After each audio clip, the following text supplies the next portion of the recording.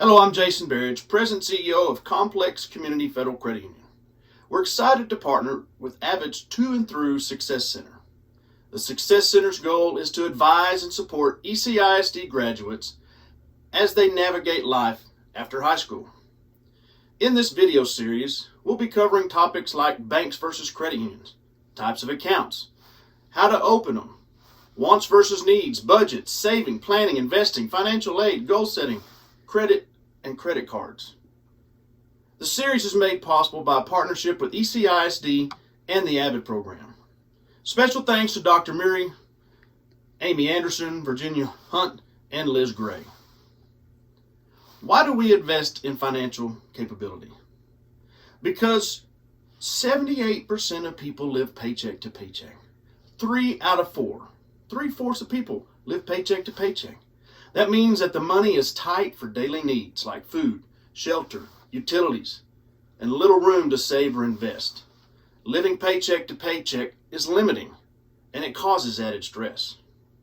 Our team is committed to educating the next generation of adults to be financially capable and to help people to find financial freedom. The greatest thing you can do for yourself is invest in your education and seek further understanding of what financial capability means for you. At the end of each presentation, we'll have a question and answer session where we answer questions that we receive. But if we do not answer your question, we'll include our contact information. And please feel free to reach out to us or anyone on our team with any questions that you have. We look forward to this exciting video series. Hey guys, I'm Madison with Complex Community Federal Credit Union, and today we're going to talk about credit basics. So we believe that knowledge is power, and so today we're going to talk about what is credit, how does it work, we're going to talk about the different types of credit, what we call the 5 C's of credit, and then really dive into what is a credit score, why it's important, and what you can do to build or fix your credit. So let's dive right in. What is credit? Credit is just a fancy word for trust. It is, does the financial institution trust you enough to let you borrow their money now and pay them back later? It's a tool for you to use in order to borrow that money. So there are a couple different types of credit. So first, the probably most common type of credit is an installment loan. So this is a loan that is paid out over a specific period of time in equal payments. So a year in equal payments per month. That's going to be loans like a car loan or a loan for a recreational vehicle, a personal loan. Another type of credit that I'm sure you're all familiar with is a student loan. This is money that's borrowed to pay for school. It's used to pay for school. I had lots of friends in college that used their student loan money for things that were not important. Christmas trees for their college dorm, food, vacations, and now we're out of school and they're paying off those student loans and they're paying off things that no longer important. The next type of credit is a mortgage. A mortgage is similar to an installment loan, but much bigger. A mortgage is a home loan. Instead of being over a couple years, it's over 30 and sometimes even 40 years. It's your home loan. Your mortgage should be no more than 25% of your budget. And then the next type of credit is what we call predatory lending. This is payday or title loans. We call them predatory lending because it is targeted to a certain demographic, and it sucks them into a cycle of debt. So they borrow money to pay something in advance, and then the interest rates are so high, sometimes 400%, and then they have to borrow more money to pay off the first money that they borrowed, and it just becomes this cycle of debt that can be suffocating. And then lastly, a type of credit that you're going to be familiar with is credit cards. Credit cards are what we call revolving debt. So like a Ferris wheel, you have a limit, you can spend up to the limit and then you pay it down, and you can spend up to it and you pay it down. It's revolving debt. So some common misconceptions is that people have both debit cards and credit cards. So there's a difference between the two. A debit card is your money. It's the money that's connected to your checking account. It's your money. A credit card is borrowed money. It's the financial institution has let you borrow money, given you a limit, you can spend it up and pay it down. So a couple different types of credit cards are, first, a secured credit card. This is the kind of credit card that we recommend to people who are just starting out in credit, trying to get your feet wet, learning how to build credit. So the way that this works is you would walk into a financial institution, you'd come into my office, and you would bring maybe $300 with you. I would take your $300, put it in a savings account, and lock it up.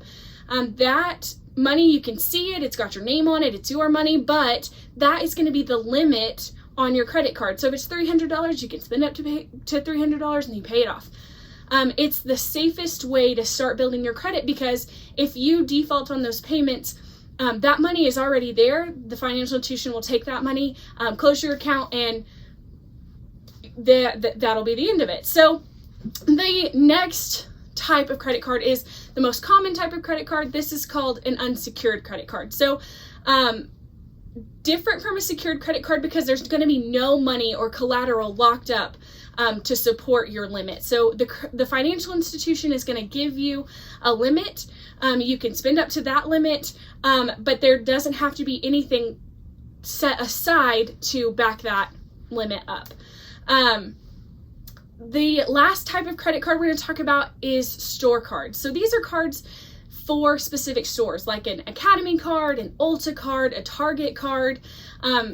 You can't take an Ulta card into Academy and use it. They're going to laugh at you. It's specifically for that store.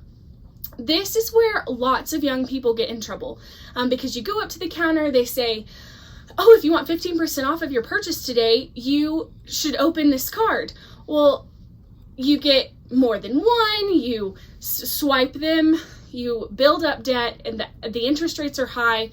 I just implore you to be really careful when considering getting a store card. Really think, is this something that I need? The next piece that we're going to talk about are the 5 C's of credit. These 5 C's are what we consider when you come into our office looking for a loan. So the first one is capacity. So capacity is what we call income to debt ratio. So think about if you have 2 water bottles. One of them is full and one of them just has a little bit left. Which water bottle has the most capacity? If I poured more water into each water bottle, the full one will overflow, whereas the almost empty one still has room to take on more water.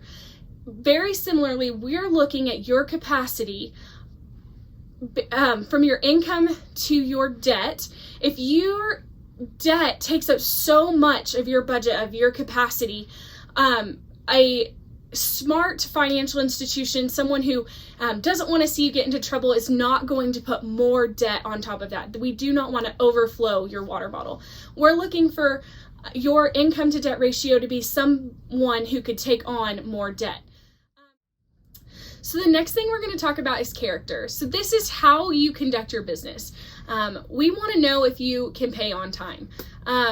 We can see that character in your credit report. We can see your previous payment history, but we just want to know that we can trust you. So credit is just a fancy word for trust. Character is just trust and accountability. Next, the third C of credit is collateral. So collateral is that something of value that you put up when getting a loan. So if you're getting a car loan, the collateral is the car. The next C is conditions. So we can all agree that sometimes bad things do happen to good people. That's just a fact of life. As a financial institution and as lenders, we understand that bad things happen to good people. You lose your job, you get sick, someone in your family passes away. What we really want to see is that even though those things have happened, that you have taken steps to overcome them. So you lost your job. Well, now you've gotten a new job, you're back on track with your payments, and you're making strides towards overcoming those conditions. The last C of credit is capital. So this is your skin in the game. It's most commonly your down payment. We want to see that you have the same value in your item as we do. You have just as much invested as we do. You have that skin in the game. So what is a credit score and why should I care about it? A credit score is a number that represents the risk that you present to a potential lender. It's a number that is created by a very long and difficult algorithm, but it really just identifies your risk. So why should you care? Your credit score helps determine if you're going to get a loan on some of the larger ticket items, a car, a home. It can affect your future job. We were teaching one of these classes a couple years back, and a young man told his story to us. Since he was a little boy, his dream was to be in the FBI. He went through all the processes to be recruited by the FBI. He went through the training, the physical training. It was a pretty grueling process, and he got to the very end and they pulled his credit. He had made some poor decisions with a credit card when he was in college, and he didn't get the job, and he was back fighting for a different career. Your credit report shows that character, just like we talked about in the 5 C's. That character is not something that just a lender wants to see, but a potential employer wants to see. It can affect getting approved for an apartment, a cell phone contract, and if you ever wanted to start your own business, it could affect that as well. So the first step to building credit is to start small. I mentioned that shared secured credit card at the beginning. I recommend that be your starting place. Purchase small things on there, like just your gas. Start small and start to grow. It's a building process. It takes time. A really good tip when starting to use a credit card is to create a savings account. And because of online banking, now you can name those savings accounts.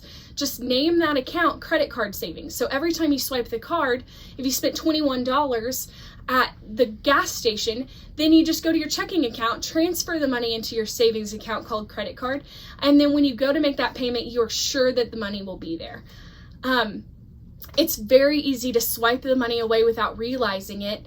So it's important to be responsible and keep track of those things.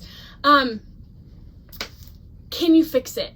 Credit is something that grows and changes. We never call credit bad credit. We call it colorful credit because it's always redeemable. You can always make it better. It takes small steps like paying on time, reducing your overall debt. Maybe that means not using the credit card for a little while, but work out payment plans. If you get behind, lenders are people too. We understand that bad things happen to good people, but lenders don't want to repossess your car. We want our money back. We want the value of your loan back. So it is in our best interest to work out a payment plan with you. Just have a conversation with your lender. So the best way to manage your credit, start with a budget. Stick to the budget, live by the budget, love your budget.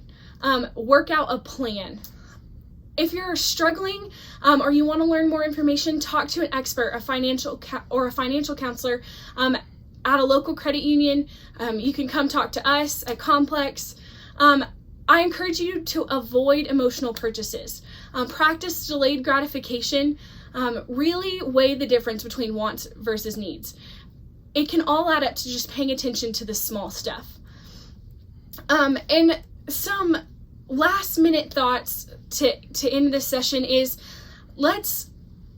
when you're really starting to think about beginning to build your credit, I want you to really weigh the responsibility. Any type of credit is a huge responsibility. Make sure that you are ready to take on that. Make sure that you have a plan. If you're someone who works a part-time job with inconsistent pay, consider waiting until you have something more stable. Make sure that you are financially secure and that you are educated and have a plan as you move forward building credit. Okay guys, we're back to answer some of the most common questions we receive about credit. I have with me Lisa Wyman, a Senior Vice President at the Credit Union, to help answer some of these questions. So are you ready to go? I'm ready to go. Glad to be here. All right, so the first question we receive the most is, will my good credit, I've built it on smaller purchases, will it still look questionable when I purchase something larger like a home or a car? Well, it could. What creditors are really looking for is a long-standing ability to repay a loan. So if you've got a $500 limit credit card and you're paying it faithfully every month, that doesn't show me that you can pay a $2,000 mortgage. So you're not going to get a credit card this year and buy a house next year, more than likely, without paying a pretty hefty interest rate increase based on your credit score. It takes time to build that credit score, get that score nice and high so your interest rate will be nice and low, and they'll be willing to take that chance on you.